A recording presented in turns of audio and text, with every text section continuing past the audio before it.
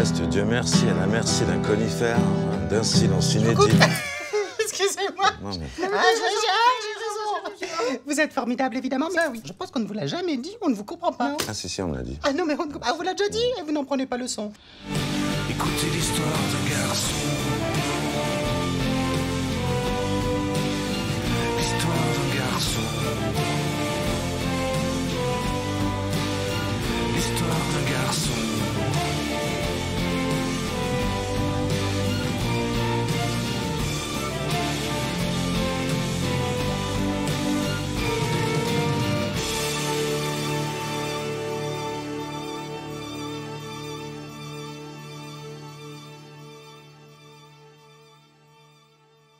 Benjamin Biolay est né le 20 janvier 1973 à Villefranche-sur-Saône, à une trentaine de kilomètres de Lyon. Dans quel milieu est-ce qu'il grandit ? Il grandit dans un milieu assez populaire. La famille vit dans un lotissement qui s'appelle la Quarantaine à Villefranche-sur-Saône. C'est un petit pavillon modeste, un peu à l'image des Biolay. Son père est agent de maîtrise à l'AMNEF, sa maman est mère au foyer. Et tout le monde vit sur les 6 000 francs que le papa gagne chaque mois. Et puis, c'est à peu près tout. Quand il est enfant, Benjamin Biolay fait beaucoup de musique. La musique est très présente chez les Biolay.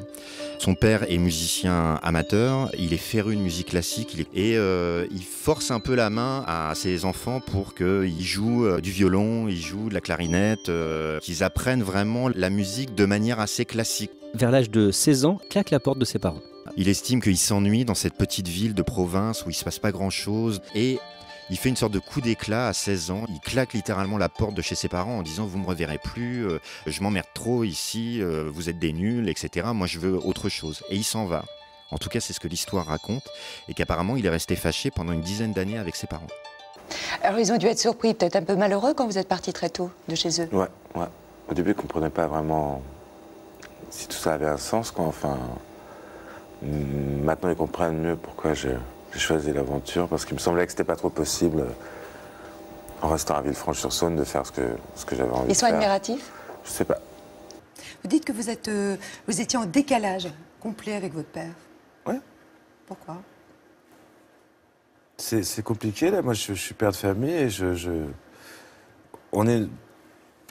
on se retrouve parfois face à des situations inattendues et des vocations inattendues et lui, il voyait pas ma vie comme ça. C'est un homme sévère, autoritaire ? Il n'était pas trop là, mais ma mère très très sévère, ouais. Mais ouais, c'était à la dure, quoi. Mais c'est aussi quand on est d'un milieu qui est pas un milieu... c'est pas du tout misérable, mais c'est vraiment la classe ouvrière avec le SMIC, etc. Et c'est normal de pousser ses enfants avec de la violence ? À réussir. Non, mais c'est des trucs de... Violence verbale ? Ouais, non, mais même, non, c'est privé. J'ai passé entre Villefranche-sur-Saône et Lyon la moitié de ma vie, quand même. Parmi les plus belles années de ma vie, au conservatoire de musique. Même si j'étais pas un étudiant très sérieux, très assidu. C'est ici que je me suis fabriqué. Quel élève il était ? Très doué, très doué. Mais il aimait bien jouer. Qu'est-ce qui lui plaisait, quand même ? Un peu, ouais. Alors vous avez monté un premier groupe qui s'appelait Mathéo Galion. Vous chantiez à l'époque dans le groupe ou pas ? Je chantais et il y avait ma sœur Gaëlle qui jouait de la flûte. C'est en 94, ça. Un premier disque. Je marche souvent tout seul dans le brouillard. Quand la ville brille de mille feux, toujours très tard. Les autos comme des lueurs de désespoir.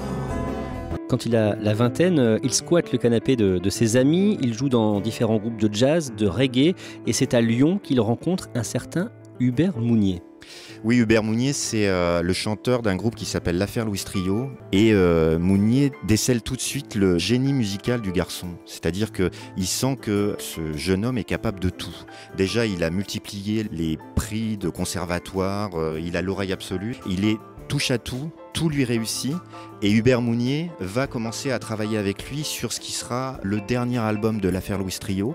Quelque temps après, il part s'installer à Paris en 1996, il a 23 ans. Sa carrière va démarrer sur un coup de bluff. Sur les conseils d'un ami, il débarque dans le bureau d'un directeur artistique d'une maison de disques. Il lui fait croire qu'il a rendez-vous. J'ai un copain qui m'avait dit « Vas-y, c'est le mec le plus bordélique du monde. Si tu lui dis j'ai rendez-vous avec vous à 16h, il va paniquer. Tout ça, il va dire bien sûr et tout. Et c'est exactement ce qui s'est passé. Et je l'ai fait à l'arrache comme ça, quoi. J'ai rendez-vous avec vous. Ouais, bien sûr, je t'attendais et tout. Et je lui ai fait écouter 2 titres et le DA du bureau à côté lui a dit « Je sais pas ce que tu es en train d'écouter, mais si tu le signes pas, moi je le fais, quoi. » Donc il a raccroché, il m'a dit « Putain, mon collègue, il est en train de me voler le plan, là. On va signer un contrat tout de suite et tout. » Je me suis retrouvé dans un... Je suis rentré chez moi dans le 20e, il y avait ma petite amie, elle me dit « Alors ?» Je lui ai dit « Je vais signer. » Elle me dit « Arrête, je te jure, je vais signer. » Mais le succès est loin d'être immédiat. Il sort d'abord 2 singles qui passent inaperçus. La radio a dit ce matin que tout allait bien. La révolution est annulée jusqu'à demain. Le ciel est bleu ciel et les avions volent enfin. La révolution est annulée jusqu'à demain. Il va avoir une histoire d'amour importante. Oui, il va rencontrer quelqu'un qui s'appelle Kerenan, en tout cas qu'on connaît sous le nom de Kerenan en tant qu'artiste. Et voilà, ils vivent une histoire d'amour ensemble. Et puis c'est aussi 2 musiciens passionnés qui vont créer un groupe avec une 3e musicienne qui s'appelle Karen Brunon. Et ce groupe s'appelle Shelby. C'est une sorte de petit groupe pop qui restera assez confidentiel et qui est aujourd'hui mythique, qui a fait un album. La vie glisse entre mes doigts, c'est normal. Mauvaise nouvelle des étoiles. 1 plus 1, ça fait 3. Mais 3 fois rien, le feu devient froid. It's not so hard. We don't need another reason to be heard. Donc j'ai fait les 45 tours chez Yamaha qui ont eu un tout petit succès, mais qui ont frémi un peu. Mais moi, j'ai trouvé ça atroce. Et j'ai rencontré Kerenan, qui est la jeune femme qui fait caca là, sur la photo, là, donc. En blonde, là. Et on a monté ce truc-là. Et ça nous a permis, à Kerenan et moi, en fait, ce truc-là a eu pas mal de succès. Ça vous a fait connaître? Oui, puis surtout, ça nous a permis d'aller voir Marc Lombroso en lui disant « On ne veut pas continuer chez Shelby, mais on voudrait bien faire un disque de Kerenan en français, laisse-nous faire, tout ça. » Je ne suis pas toujours en reste d'un zeste de vague à l'âme. Mais si je devais lâcher du lest, ce serait aujourd'hui, madame. Avant que tu t'en ailles, décrocher les étoiles. On est au début des années 2000. Kerenan et Benjamin Biolay travaillent sur ce qui va devenir l'album Chambre avec vue d'Henri Salvador. Il lui amène des chansons vraiment sur un plateau, sur mesure, et l'album est enregistré et a le succès qu'on connaît, porté par cette chanson qu'on entend, Jardin d'hiver, et qui se vend à 1 million d'exemplaires. Il faut se rappeler qu'à l'époque, Henri Salvador, c'est entre guillemets presque plus personne musicalement. Il n'avait pas sorti de disque depuis 15 ans, et arrive cet album un peu miraculeux, et cette chanson qui est l'une des plus belles chansons de la chanson française. On galère bonne dizaine de jours sur le texte. Et au début, ça s'appelait Les yeux de l'amour. C'était tu as les yeux de l'amour, c'était tout pourri. Mais l'inspiration va finir par surgir, et au bout de quelques jours, la première maquette est envoyée.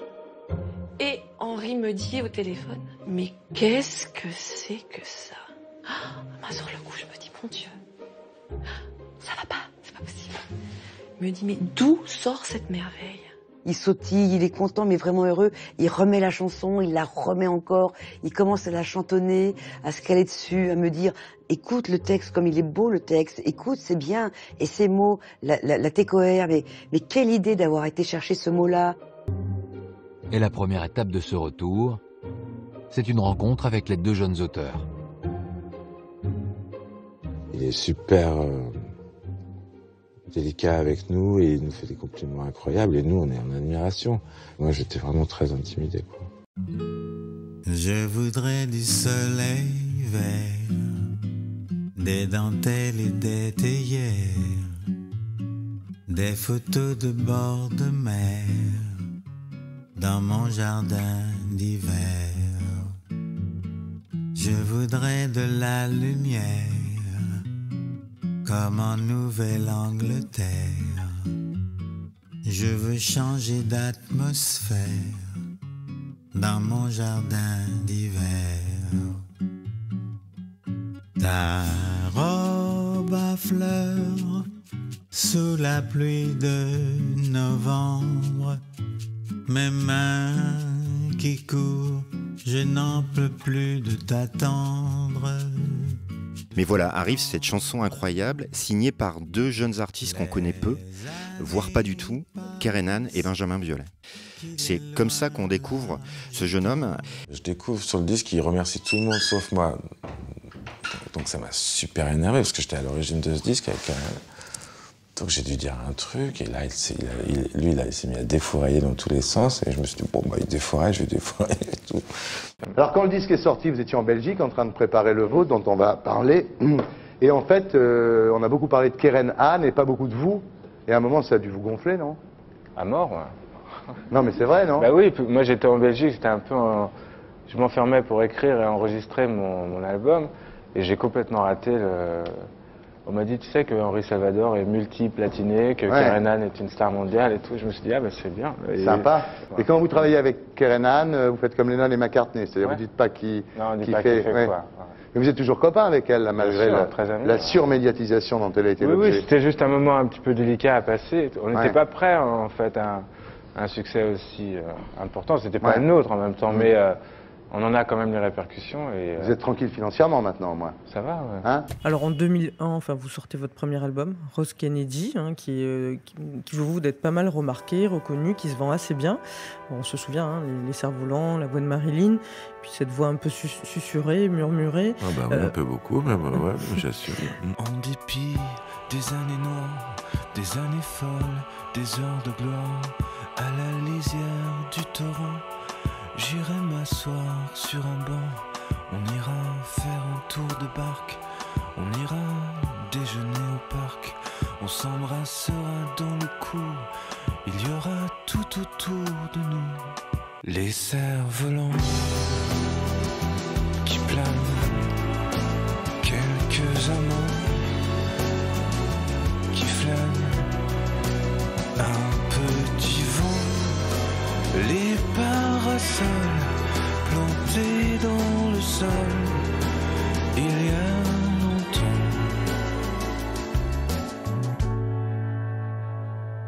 Toujours été une bonne vieille tête de nœud pour mes maisons de disques, quoi. J'ai trop sonné des tubes, moi, j'ai fait des trucs terribles. Les cerfs-volants, j'ai mis, qui était une chanson que tout le monde voyait partir comme un gros hit radio, j'ai mis 30 secondes de Marilyn Monroe en plein milieu. Il y aura tout autour de nous. If you listen, you can hear it call.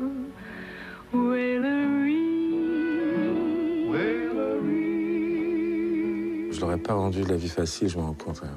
La chanson de mon premier album qui s'appelait Los Angeles, là, tout le monde l'adorait sauf moi. Et putain, j'ai été égoïste, j'ai dit vous la sortirez jamais, ou alors à la toute fin.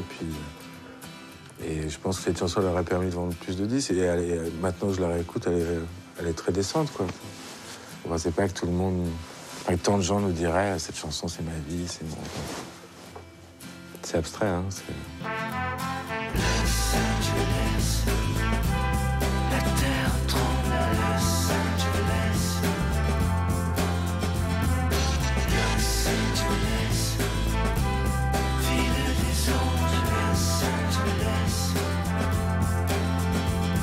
Angeles. J'ai fait une sorte d'album un peu, comment dire, romancé de la fameuse épopée du clan Kennedy. Et j'ai commencé par quelque chose de très intimiste, suranné, et finalement, avec peu de mots, hormis mes vraies émotions, comme un metteur en scène frustré, en fait. Je ne concevais pas de faire des disques en parlant à la première personne et faire mes 12 chansons par an qui racontent ma vie dans les détails. Je trouvais ça très impudique. À 29 ans, l'auteur, compositeur, interprète devient la nouvelle coqueluche de la pop variété et décroche sa première récompense. Rose Kennedy, Benjamin Biolay. Benjamin Biolay qui était un des auteurs-compositeurs plus qu'à la mode, un véritable phénomène de société. Et à cette époque, Benjamin Biolay va prendre un café avec une actrice. C'est sa maison de disques qui lui suggère ça, et donc il lui suggère de prendre un café avec Chiara Mastroianni, qu'il ne connaît pas, pour voir s'il n'y a pas musicalement quelque chose à faire ensemble. Et voilà, ils se rencontrent, et là c'est le coup de foudre, mais avant tout personnel et amoureux. Ils vont connaître une grande histoire d'amour, se marier, avoir même une fille qui a aujourd'hui 16 ans, qui s'appelle Anna. Chiara Mastroianni, c'est la fille de l'acteur Marcello Mastroianni et de Catherine Deneuve. Du coup, Benjamin Biolay va se retrouver parfois à déjeuner chez sa belle-mère, Catherine Deneuve. Oui, ça paraît un peu surréaliste quand, encore une fois, on se souvient du parcours et d'où il vient, Benjamin Biolay, d'une famille plutôt modeste, comptant ses sous, etc. Il se retrouve en quelques mois à déjeuner chez Catherine Deneuve. Et dans la foulée, Benjamin Biolay va composer pour beaucoup d'artistes. Il va un peu composer pour la terre entière, en tout cas pour toute la chanson française. Ça va de En vrac, Françoise Hardy, Julien Clerc, Juliette Gréco, Valérie Lagrange, Daphné, sa propre sœur, Coralie Clément. Une vie en demi-teinte, la lumière absente. Il chante une vie en demi-teinte mais connaît un début de carrière dans la lumière. Benjamin Biolay a 30 ans, il est auteur, compositeur, arrangeur, producteur et chanteur. Il passe ses jours dans les studios aux côtés de Juliette Gréco, Julien Clerc ou Stéphane Echer entre autres. Après, il y aura un ternaire à faire pareil mais plus clavecin, mais on finit ça comme ça et c'est très bien, quoi. Il leur écrit des chansons, leur compose des mélodies, on l'appelle pour peaufiner un ensemble de cordes.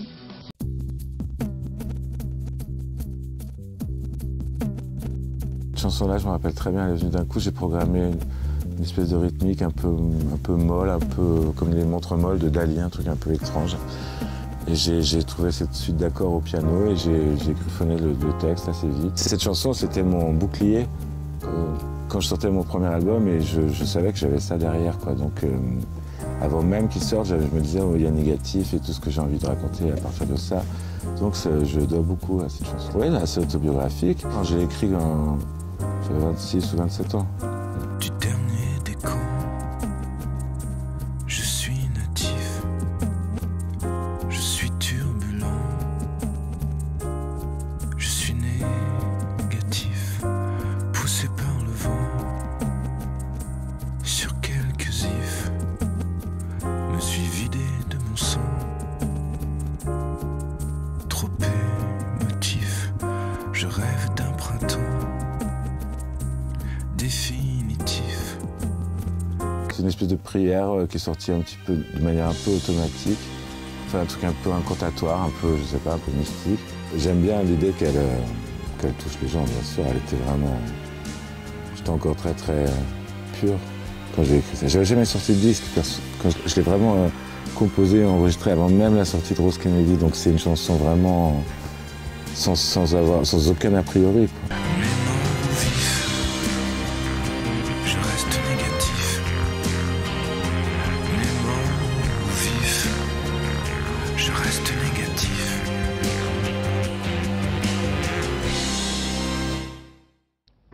Dans la nuit noire, j'aperçois les voitures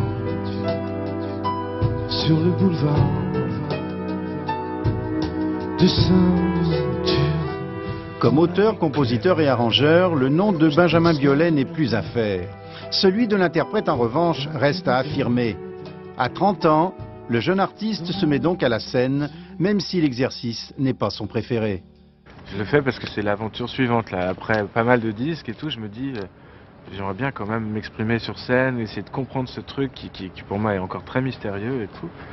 Mais dans l'absolu, ce que j'aime, c'est écrire des chansons et les enregistrer, quoi. C'est ça ma vraie passion. Je veux m'asseoir sur une chaise à Tokyo, ça prendra le temps qu'il faut. Je prendrai un aller sans retour. Pour son deuxième album, celui qu'on surnomme Big Ben murmure des chansons comme des scénettes en noir et blanc, où se croisent d'étranges personnages, le tout d'une voix douce et gracile, l'exact reflet de son univers intérieur. J'ai pas spécialement de disposition pour être chanteur à voix ou être, je sais pas, ténor tout de suite.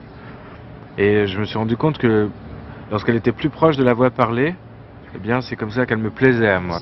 J'ai mâché de la gomme à la canneberge. Sous ses faux airs de premier de la classe, Benjamin Biolay dissimule une âme de dandy punk au cynisme souriant. Même s'il cultive le désenchantement,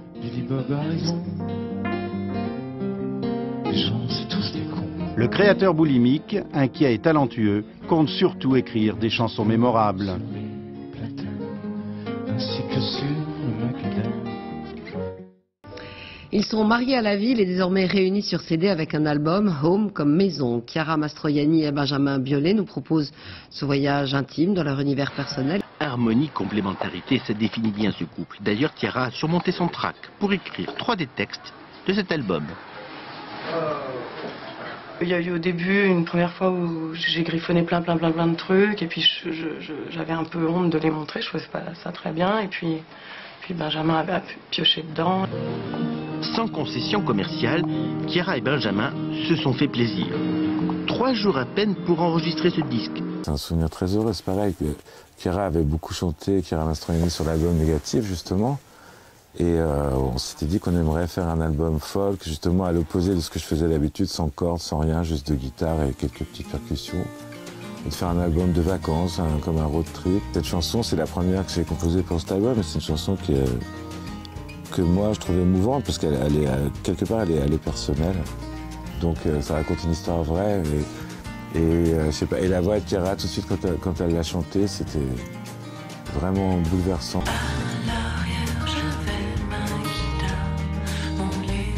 Passer 3 tonnes de bazar. Quand j'ai heurté de plein fouet les pleins phares, le fossé. Si je me souviens, la balade était bien. Si je me souviens, c'était au mois de juin,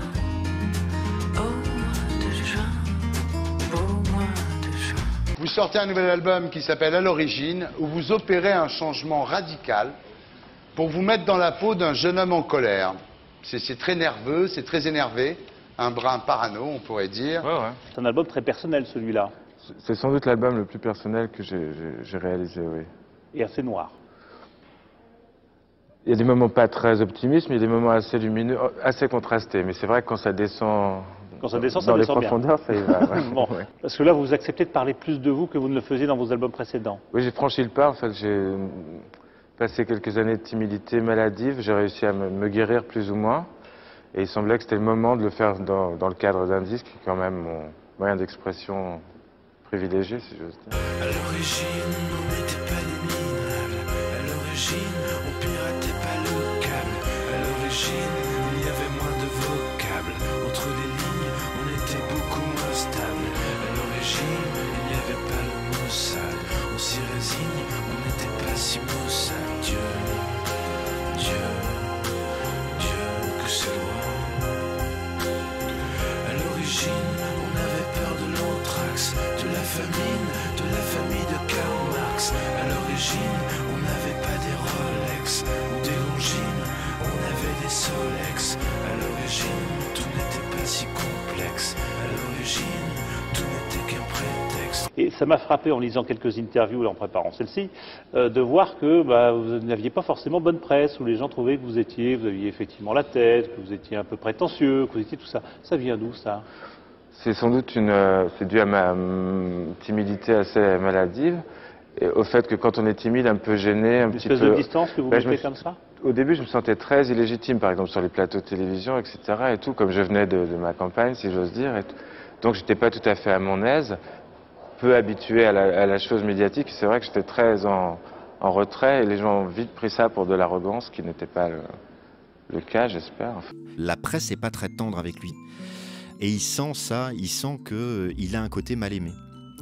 Et en 2005, on doit se rencontrer dans les bureaux de sa maison de disques. Il arrive au rendez-vous et normalement, dans le hall de la maison de disques, on demande l'identité des personnes qui entrent. Et là, lui, il est rentré tout de go. Il s'est dit, j'ai pas besoin de décliner mon identité. Et là, le vigile l'a rattrapé et ça l'a ultra vexé. On a annulé l'interview. Et on s'est revus 2 jours après, mais dans un restaurant juste à côté, parce qu'il ne voulait plus foutre les pieds dans la maison de 10 pendant un certain temps à cause de ça. Et ce jour-là, l'interview commence, ça allait pas, il savait pas trop quoi faire, il m'a même dit qu'il allait sans doute arrêter la chanson, qu'il y en avait marre. Vous en avez marre d'abord des mauvaises critiques sur votre album précédent, Home, avec Chiara Mastroianni, très mal accueilli, ça vous énerve, vous en avez marre. Vous en avez marre qu'on dise que vous profitez de votre femme, Chiara Mastroianni. Vous en avez marre qu'on dise que vous êtes pistonné par votre belle-mère, Catherine Deneuve. Vous en avez marre d'être comparé à Serge Gainsbourg. Vous en avez marre qu'on dise que vous êtes prétentieux et arrogant alors que vous êtes seulement timide. Il y en a pour longtemps, je peux pisser Ouais, ou il y en a pas pour un moment, ouais. Il y a beaucoup, il y en a marre encore. Il en a marre d'Henri Salvador qui le déteste. Qu'est-ce qui s'est passé avec Henri Salvador? Je l'ai reçu il y a 15 jours, Mais je ne sais pas si vous l'aviez vu. Il veut même plus. Ah, il commence à vous casser les couilles. Dans une émission de Marc-Olivier Fogiel, Benjamin Biolay va aller trop loin. Sur scène, puisqu'il va faire Il son adore, dernier c'est une très spectacle. belle chanson. Chambre avec vue. Regardez ce qu'il disait, vous m'en parlez après. Non, j'ai pas envie de le voir. Bah, regardez-le.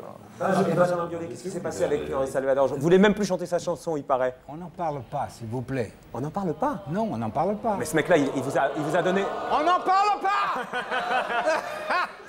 Il n'est pas l'auteur ni le compositeur de cette chanson. J'ai l'impression qu'il aimerait beaucoup l'être et tout. Mais en revanche, je pense que c'est un faux gentil. Quoi. Moi, quand je le vois rire, j'ai peur. Quoi. Vous avez marre de la nouvelle chanson française. Delerme, Benabar. De toute façon, vous avez dit de toute façon que Delerme et Benabar, c'était des frustrés. Parce qu'il m'avait chié dessus au préalable. Parce que, vous savez, pour réussir dans la musique, je pense qu'à un moment, il faut détester tout ce que tous les autres. Ah ouais, il y a un moment. Et à un moment, il faut dire, ah là, tout ce qu'ils font, là, ça m'énerve, je vais faire exactement. Il faut avoir un truc de colère qui est pas très digne et qui est pas très, je l'avoue, hein, mais il faut avoir une espèce de rejet absolu de ce que font les autres, dire, mais ces bandes de blaireaux, là, je vais leur montrer ce que c'est qu'une bonne chanson. C'est complètement idiot, mais ça fait partie du carburant qu'il faut mettre dans le moteur, sinon on n'y arrivera pas, quoi. Alors, il faut que tu m'expliques un truc, Benjamin. C'est pourquoi tu t'en prends à des gens très bien. Non, c'est un toc. Est-ce que c'est un toc? Vas-y, développe. Non, mais par exemple, voilà, moi j'aime bien Benabar. Et il y a un truc entre vous, mais qui était très loin. Vous êtes même battu dans un resto. Non, moi je me suis pas battu. Non, mais vraiment, il était un peu tombé dessus. Bon, est-ce qu'on peut régler l'affaire Benabar une fois pour toutes? Est-ce que c'est possible que vous puissiez aller manger au resto tranquille sans vous foutre sur la gueule? Mais évidemment, il faut qu'on le fasse de toute façon. Bon, on va appeler. Vous l'appelez. On le tente. De l'amour. Allô? Bruno? Oui. C'est Laurent. Ah putain, oui, on est à l'antenne là? On est à l'antenne avec Benjamin qui veut te dire un mot gentil. Oh non, non. Oh là là. Mais il veut te j'ai dire décroché parce que j'ai vu Inconnu et tout. Non, je disais que ce serait bien qu'on se voit, Bruno, non? Bien sûr, bien sûr. Non mais dis les trucs gentils que tu voulais dire. Non, je pourrais le dire en vrai, les trucs gentils. Oui, mais prépare le terrain parce qu'il faut arrêter ces conneries. Oui, non, mais je suis sincère, je voudrais les dire en vrai, les trucs privés. Je vais pas dire ça à la radio. Et tout. Eh ben écoute, je serais heureux qu'on puisse régler ça en super, effet. Eh ben ça marche. Bonne soirée les gars. Première question, Benjamin Biolay. C'est quoi le trash yéyé?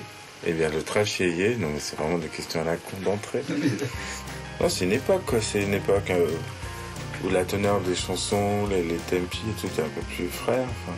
Et trash, c'est les textes. Petite princesse, ma beauté, ma promesse, ma petite faiblesse, ma plus belle histoire de fesses. Dans la Mercedes, c'est de l'espoir que je caresse. Soviet suprême, toi mon plus beau problème dans ton abdomen, tout nouveau spécimen. Joue à la crème, c'est de l'espoir que je promène. Mon amour hélas, le temps passe. Mon amour hélas, le temps passe. Alors pendant 2 ans, tu as hésité à faire un album. Tu as même dit que tu avais vécu d'une manière presque dépressive l'échec commercial d'À l'origine, qui était le précédent album. C'était une vraie dépression ou c'est juste une manière de dire que tu étais triste en fait? Ouais, non, c'est plus une manière de dire que j'en avais plein les couilles quand même. Mais joli. Ouais. Oui. La dernière fois qu'on s'est rencontrés, vous étiez accompagné de votre compagne, Chiara Mastroianni. Aujourd'hui, vous êtes séparés. C'est douloureux? Ah bah, c'est toujours un échec. Parce que j'ai épousé Chiara Mastroianni. Mais on a des bonheurs. On a un bonheur merveilleux qu'on partage, qui est notre petite fille. Qu'est-ce qui vous a séparés l'un de l'autre? Ah, j'ignore. Vous ignorez? Non, je l'ignore pas totalement, mais je peux pas en parler vraiment, et c'est tellement complexe, les relations. Alors, dans votre dernier album, vous racontez tous les déboires amoureux. Mais c'est vraiment pas autobiographique. Là, je vais vous donner un détail privé, mais j'étais pas séparé de ma femme quand j'ai écrit cet album. Chiara l'aime beaucoup, elle l'écoute beaucoup. Elle me l'a dit encore l'autre jour. Donc, si c'était vraiment un carnet de route d'une autre rupture, ce serait épouvantable. J'aurais jamais fait un truc pareil. En revanche, dans ma vie amoureuse, depuis que j'ai... Sur la longueur. Voilà, il s'est passé des trucs. Et c'est vrai que le disque, il est un peu sombre toujours, non? Je suis tout petit, ça sort comme ça. Je veux pas non plus changer de propos parce qu'on me trouve... Ouais, bien sûr. On me trouve pénible. Et je trouve, alors je vous dis comme ça, comme je le pense, je trouve que vous n'avez pas le succès public que vous méritez. C'est-à-dire les gens vous aiment bien, le milieu vous respecte, mais auprès du public, vous devriez avoir plus de succès. Oui, mais j'ai la chance de l'avoir avec d'autres artistes comme Isabelle et tout, d'avoir la chance quand même d'avoir mes chansons qui sont diffusées, ce qui est quand même le but, quoi. Bien sûr. Après, ouais, je remplis pas le Zénith, c'est sûr. Non, mais Rose Kennedy, par exemple, c'était formidable. Ouais, mais on en parle de plus en plus, et même en dehors des frontières et tout, donc finalement, je crois que je commence à être contente. Moi, je suis assez fan de ses chansons à lui. Et pourquoi ça marche pas? Et c'est un drame, quoi. Je comprends pas et ça m'énerve. Peut-être que les femmes ont plus de succès, la voix des femmes a plus de succès avec ses textes et ses mélodies que sa voix à lui qui est parfois d'outre-tombe. Alors est-ce que les gens ont une image faussée de lui? C'est possible. Je sais pas si c'est ça qui joue, mais comme il est assez timide et... on a l'impression qu'il est arrogant, mais il l'est tellement pas. 2009, c'est un tournant pour lui. C'est un peu là où tout bascule pour lui, 2009. C'est-à-dire qu'il s'est un peu fait remercier par sa maison de disques. Commercialement, c'est pas du tout des succès, ces albums. Ça tourne autour de 30, 40 000 exemplaires à tout casser. C'était une époque où on vendait encore des disques. Donc il se fait remercier par sa maison de disques. Il a plus de contrat, il sait plus trop quoi faire. Il continue à travailler pour les uns, pour les autres. Mais pour ses projets à lui, il sait pas trop où il va. D'être viré de ma maison de disques, ça m'est arrivé, ouais. Et je savais que j'allais en retrouver une autre et que j'étais encore jeune et que la vie n'était pas finie, mais tout de même, c'est un moment d'une violence abyssale quand même. Quand on s'attend à avoir un rendez-vous pour parler du prochain contrat et qu'en fait, c'est pour vous remercier. C'est plutôt pour se dire au revoir, ouais. C'est quand même quelque chose de fort. Et je pensais que j'avais de l'avenir encore et puis que je pouvais au moins intéresser une maison de disques 1 ou 2 fois encore. Mais quand même, ça m'a fichu un coup. Quand ça m'est arrivé avec mon ancienne maison de disques Virgin, j'ai pris tout mon argent de poche et j'ai loué un studio et j'ai enregistré La Superbe. Donc quelque part, c'était un bon déclic. Mais c'était ma vengeance, quoi. Je voulais faire le meilleur album possible pour leur montrer à quel point ils avaient eu tort de me virer, quoi. C'est humain, c'est ma réaction à moi. Ouais, voilà, vraiment, ouais. Reste Dieu merci, à la merci d'un conifère, d'un silence inédit, d'une seule partie de jambes en l'air. Le soleil est assis du mauvais côté de la mer. Quelle aventure, quelle aventure. On reste Dieu merci, à la merci d'un abribus. Ne reste pas ici, on entend sonner l'angélus. Le soleil est jauni, plus triste que le cirque russe. Quelle aventure, quelle aventure. On reste Dieu merci, à la merci d'un engrenage, d'un verre de Campari, du bon vouloir de l'équipage. Paris est si petit quand on le regagne à la nage. Quelle aventure, quelle aventure. Doucement, doucement, on n'est pas pressé, on se concentre. Sensuel. On reste Dieu merci, à la merci d'un conifère, d'un silence. Quoi? Je comprends pas. Wow! Ça suffit maintenant, de toute façon j'ai nulle part ailleurs, moi. Vous me faites chier, hein. Là, il y avait de la voix. Ah ouais. Oh yeah, du tabati, à la côté, de conifère, de la lumière, je sais pas ce qu'il veut dire, je sais pas. J'ai pas le dépliant, moi, tu sais, oh. La première fois que ces morceaux pop, lumineux et comme ça, je peux même être un peu enthousiasmant et positif. La première fois que je parviens à mes fins, parce que sur À l'origine, il y avait pas mal de tentatives comme ça, mais c'était un album de toute façon très noir. La noirceur avait pris le dessus. Et j'ai l'impression que c'est l'inverse qui se fait. Qui me déclare sa flamme. Ces chansons, quand elles sont pop, c'est des pures petites merveilles de pop. C'est un album qui reflète exactement la personnalité de son auteur. C'est-à-dire que Biolay, il a une culture musicale extrêmement large, extrêmement variée, mais à chaque fois, c'est des choix d'esthète très précis et très exigeants. Et là, soudain, je dis ça ironiquement, mais c'est le cas, tout le monde adore Benjamin Biolay. Comme si tout le monde découvrait à ce moment-là que c'est un type qui sait écrire des chansons, qui sait écrire des textes et qui peut faire des bons albums. Et là, non seulement il va avoir un succès critique et il va connaître aussi un énorme succès commercial. Ça va se vendre à près de 300 000 exemplaires. Finalement, c'est l'année de tous les succès pour vous. Un succès, oui, c'est étonnant. Ouais. Moi, je n'étais pas comment du tout ça, c'est habitué étonnant à ça, en plus. Donc, Pourquoi vous dites c'est étonnant? parce que j'en ai jamais eu. Enfin, vraiment, quoi. Enfin, j'ai Ouais. toujours... Non, mais j'avais pas du tout à me plaindre, mais c'est la Ouais. première fois que... la première fois que ça se passe comme ça. Ouais. Succès critique, succès des ventes, tout quoi. Vous êtes le Disque chanteur d'or. de l'année pour Contrôle Télérama, je crois fiscal, aussi. tout, enfin, tout, Ah, contrôle fiscal aussi, en général, ça va avec, ouais. Qu'est-ce que vous avez dans le dos, Michel Qu'est-ce que vous cachez Qu'est-ce que vous cachez faites Qu'est-ce que c'est que ce truc Tiens donc. Oh, merci.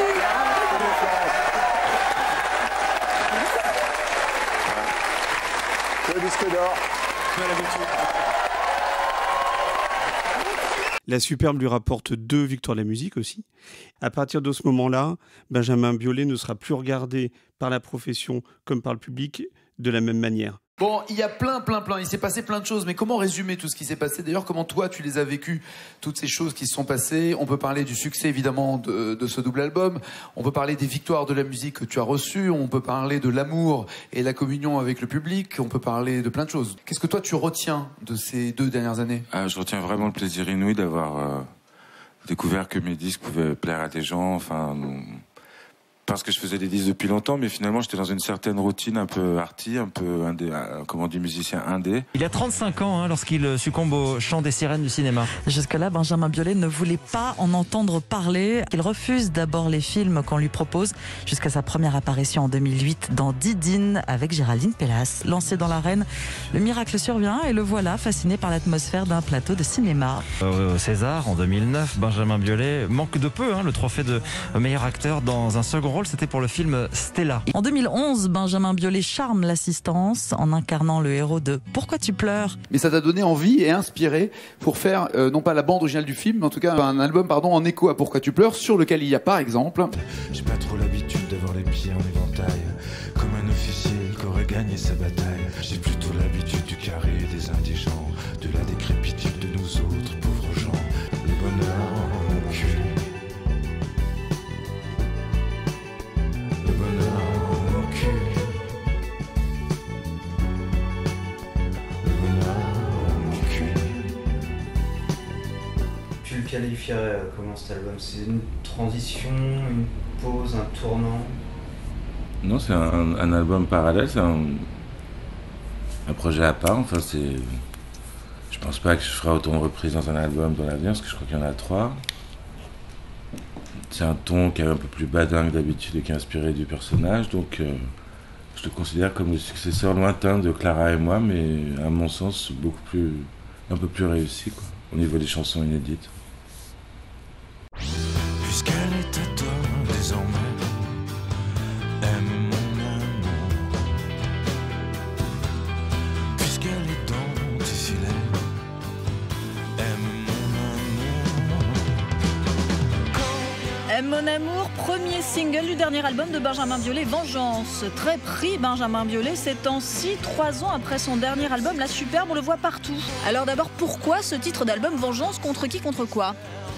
Vengeance contre personne, sinon je l'aurais pas appelé Vengeance, puis... Je trouve ça un beau mot. Il y a une chanson qui s'appelle Vengeance qui dit en substance que j'ai aucune envie ni raison de me venger. Un disque très solaire par rapport au sombre La Superbe, avec des invités dont Vanessa Paradis, Orelsan ou encore Oxmo Puccino.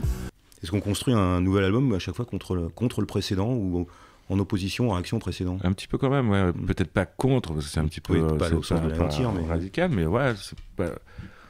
Le plaisir de fabriquer un truc un peu nouveau et de défricher des terres un peu inconnues auparavant, c'est quand même... Mais celui-ci, ouais, il était vraiment pour oublier l'autre, enfin... Celui-ci, pas double. Par contre, il y a pas mal d'invités dessus, la moitié des morceaux, en fait. Ouais. C'est pareil, c'était calculé au début ou c'était finalement... ça s'est fait comme ça, par hasard? Il y a beaucoup d'invités, et la plupart, c'est par hasard, c'est parce que je travaille avec eux sur d'autres projets, ou c'est des amis, etc. Puisqu'il faut vraiment de tout pour faire un monde, des lycées, des bombes, des courtes et des longues. Puisqu'il faut vraiment tout boire et tout finir pour ne pas mourir, trop plein de désirs. Profite. Alors, malgré son titre punchy Vengeance, c'est un album qui est plutôt assez ensoleillé par rapport à d'autres passages de discographie. Par rapport à ma discographie, Ouais. c'est carrément c'est cha-cha-cha, quoi. C'est Kid Creole, ouais. Comment vous le voyez cet album dans votre carrière, dans votre parcours musical, que ce soit vos albums à vous, les collaborations que vous faites, le travail que vous faites chez les autres? C'est juste un épisode de plus ou vous lui donnez une valeur particulière? Bon. Non, je le vois peut-être comme la fin d'un cycle de chansons françaises, franco-françaises, quoi. Et donc il y a quelques invités qui viennent d'ailleurs, etc. Et j'aimerais bien faire plus de musique avec des artistes non étrangers, quoi. Enfin, je suis quand même fasciné par la musique de beaucoup de pays. Ouais. En 2013, Benjamin Biolay part sur les routes avec une chanteuse. Oui, avec Vanessa Paradis. C'est une belle rencontre et c'est un splendide double album qu'il écrit et réalise pour elle, qui s'appelle Love Songs. De vos rêves à mes rêves, il n'y a presque rien. Ils partent sur les routes tous les deux. C'est rigolo de les voir tous les deux sur scène parce qu'elle est dans la lumière et lui sur scène, sur cette tournée-là, il est vraiment dans l'ombre. Il est derrière son piano. Il veut surtout pas prendre la place de la chanteuse et il reste à sa place. Mais c'est une période aussi où, certes, il retrouve le succès, il a des bonnes critiques, mais en même temps, il est un petit peu, effectivement, harcelé par la presse people. Lui, il nie être en couple avec elle. C'était une réponse un petit peu langue de bois, enfin une façon d'esquiver la réalité, quoi. Il se voyait pas du tout, compte tenu de la présence de Vanessa Paradis à ses côtés et dans sa vie, dire officiellement, bah oui, on est en couple. En 2015, Benjamin Biolay prend un aller simple pour l'Argentine. C'est une façon pour lui de fuir les paparazzi, la presse people, et une façon pour lui de retrouver un endroit dont il est tombé amoureux une dizaine d'années auparavant. En Argentine, il se crée une nouvelle vie, c'est-à-dire qu'il va y aller désormais tous les ans et plusieurs mois par an. En 2016, Benjamin Biolay sort un album intitulé Palermo Hollywood. C'est le premier fruit de l'arbre qu'il a planté en Argentine. Il voulait faire un double album. Sa nouvelle maison de disques Barclay lui a dit non, tu vas en faire 2. Donc il a fait Palermo Hollywood et Volver qui est sorti l'année d'après. L'album s'appelle définitivement Palermo Hollywood. C'est un quartier de Buenos Aires que j'aime beaucoup. C'est pas loin de Palermo Soho. Il y a Palermo Chico, Palermo Vieja, je crois. Enfin, il y a plein de Palermo, mais celui-ci m'a toujours fait rêver à cause de son nom et peut-être de ses tours la nuit. Pourtant, c'est pas ce que je recherche à Buenos Aires. Bon, bref, ce sera le thème principal et ça fera à peu près ça.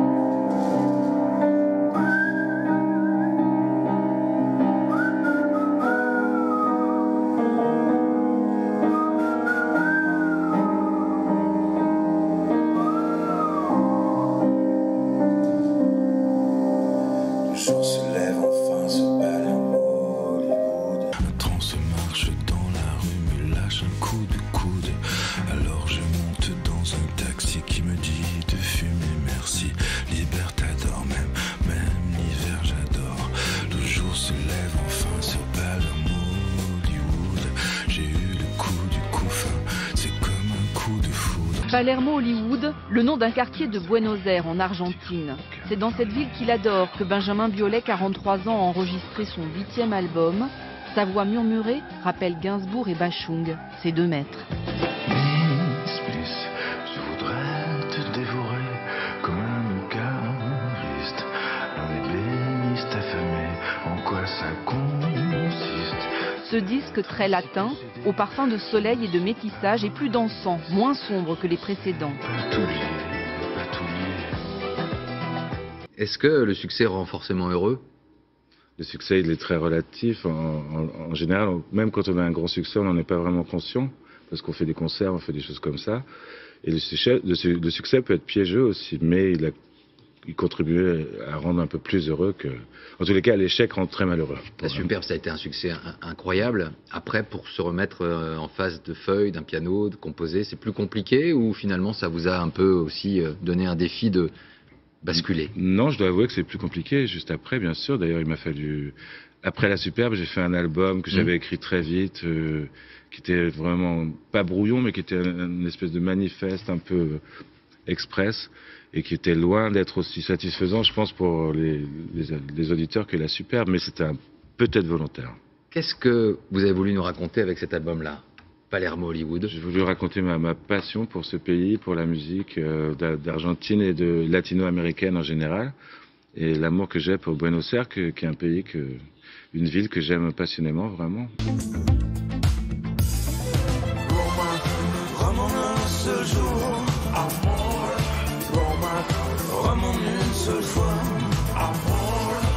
Un an après Palermo Hollywood, au rythme et sonorité latine, Benjamin Biolay revient avec un 8e album solo, Volver.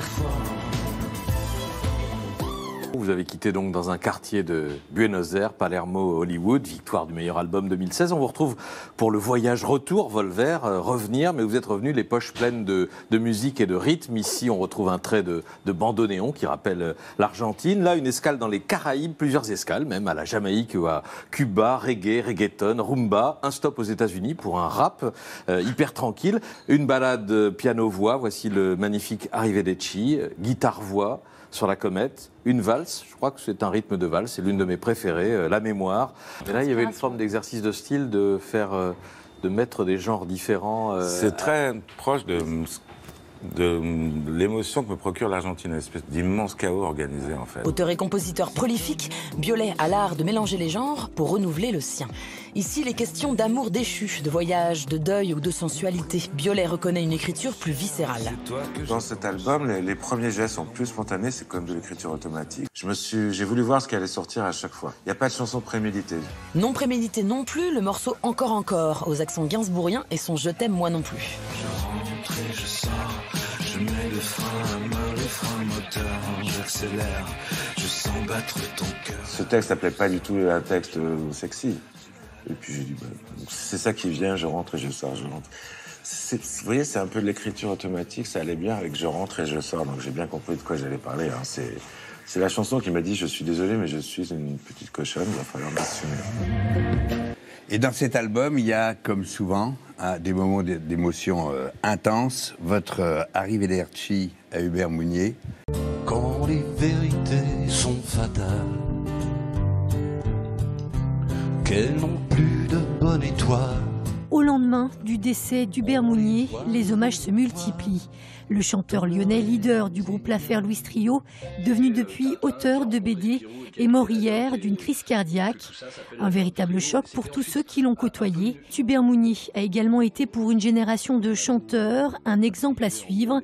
Ce n'est pas un hasard si hier, c'est Benjamin Biolay qui, le premier, lui a rendu hommage, sans doute le plus émouvant. Benjamin et Hubert étaient indissociables. Arrivederci, mon ami, c'est donc ici qu'on se quitte. Moi en costume, toi dans une boîte, qu'on porte à quatre, c'est la coutume.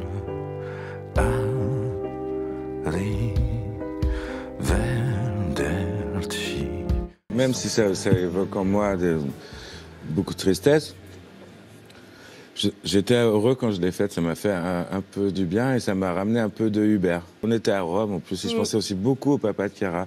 Donc il y avait Arrivederci, enfin c'est une chanson qui était nécessaire. Je ne sais pas ce qu'elle vaut et je ne saurais jamais. Parce qu'en plus, c'est Hubert qui me disait à la fin ce que valaient mes chansons. Donc je ne saurais pas avant, je ne sais pas quand. Le 26 juin, Benjamin Biolay sort son 9e album, Grand Prix. D'abord, pourquoi ce titre, Grand Prix ? Grand Prix parce qu'il est fan de Formule 1. Et puis, il y a aussi cette image quand même, vivre vite et mourir jeune. La fleur de vivre, James Dean. Il y a aussi cette métaphore-là. J'ai lâché le téléphone comme ça, en ce beau matin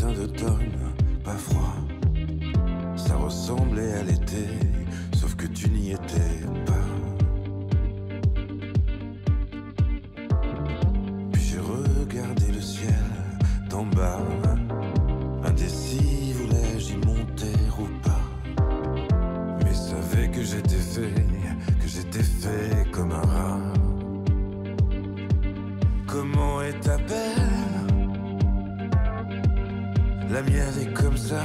Éric Bureau, sur cet album, il y a 4 femmes qui chantent. Oui, il y a donc Renan. Ça faisait très longtemps qu'ils n'avaient pas chanté ensemble, en tout cas sur disque. Il y a Chiara Mastroianni. Avec qui ils gardent toujours de très bonnes relations. Exactement. Il y a Anaïs de Moustier, actrice, qui, encore une fois, d'après la presse People, serait sa nouvelle compagne. Et une certaine Bambi. Qui est Bambi ? C'est Anna Biolay, c'est sa fille, qui a 17 ans. Il me dit qu'elle chante très bien. Pleure, ça fait du bien. Pleure toute la rivière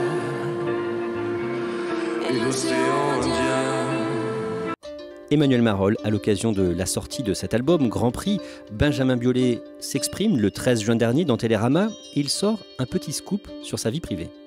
Oui, alors il le sort de la manière la plus naturelle qui soit, entre 2 virgules en quelque sorte, où il parle de l'Argentine et où il dit là-bas j'ai mes potes, des copains musiciens, un enfant, et puis voilà, il continue, il poursuit sa réponse comme ça, et en lisant ça on se dit pardon, un enfant. Et effectivement il n'avait jamais parlé de ça, je pense qu'il n'a pas spécialement envie d'en dire plus. Notamment parce que l'Argentine est un cocon assez protecteur pour lui et que personne vient l'embêter et tout le monde lui fout la paix. Et donc voilà, apparemment, il a une histoire où il a eu une histoire avec quelqu'un et donc un enfant, qui est une fille en l'occurrence, et qui voit régulièrement quand il va là-bas. Qu'est-ce que vous ressentez en observant? Regardez, juste derrière moi, c'est Les Inrocks, Télérama, Madame Figaro, Les Échos. On y retrouve qui? Benjamin Biolay. Ça fait pas mal de compliments, d'amour reçus pour quelqu'un qui est plutôt pudique, plutôt discret avec les médias depuis quelques années. Ça fait du bien? Ça fait du bien, parce que puis ça n'a pas toujours été le cas. Donc, tant que ça dure, moi je suis le plus heureux du monde et je touche du bois. Non, mais ça fait très plaisir quand même. Il se passe quelque chose autour de Benjamin Biolay avec ce nouvel album plus pop que les autres. Et cette chanson qui est sortie il y a un mois, qui s'appelle Comment est ta peine, passe dans des radios qu'il n'avait jamais programmées jusque-là. Chérie FM, Virgin Radio, qui sont des radios plus pop. Très grand public aussi. Et très grand public. Et tout ça, ça va peut-être le rendre encore plus populaire. Bonjour Benjamin Biolay. Bonjour. Merci d'être avec nous ce matin. Après le carton de Grand Prix, votre précédent album il y a 2 ans, on va écouter ce matin en exclusivité, première diffusion du nouveau single de votre nouvel album qui arrive en septembre. Benjamin Biolay, depuis Rose Kennedy, votre premier album en 2001, il y a 20 ans, vous avez sorti 10 albums, c'est un bon rythme, avec des albums qui ont cartonné comme le dernier, disque de vinyle couronné de la double victoire de l'artiste masculin de l'année et de l'album de l'année, et d'autres qui ont moins bien marché. Quel regard vous avez sur votre carrière quand vous regardez ces 20 années? Vous diriez qu'elle a été cohérente, linéaire ou au contraire accidentée? Alors très accidentée, mais c'est ça qui, je pense, donne la possibilité de se réécrire un petit peu, de se réinventer. Mais moi, si je devais faire un bilan de ces 20 et quelques années, je voudrais surtout baiser les pieds un par un des gens qui m'ont fait l'honneur d'acheter mes disques. Non, mais quand j'y pense, ça me paraît toujours aussi fou. Donc les disques... Ça vous paraît fou qu'on achète les disques ou qu'on achète les disques en général ou les vôtres? Les miens. Et pourquoi? Je sais pas, vous savez... C'est pas mérité? Mais on sait jamais si c'est mérité. Moi, j'ai pas le recul du tout nécessaire. Et puis même les albums qui, soi-disant, n'ont pas marché, c'est vrai, c'est par rapport à une certaine exigence du marché, mais c'est quand même plusieurs dizaines de milliers de personnes. Et moi, ça me paraît fou que même un album qui n'a pas marché, il soit quand même chez plusieurs dizaines de milliers de personnes. S'il te plaît, mon amour, il ne t'appartient pas. J'ai même pas voté.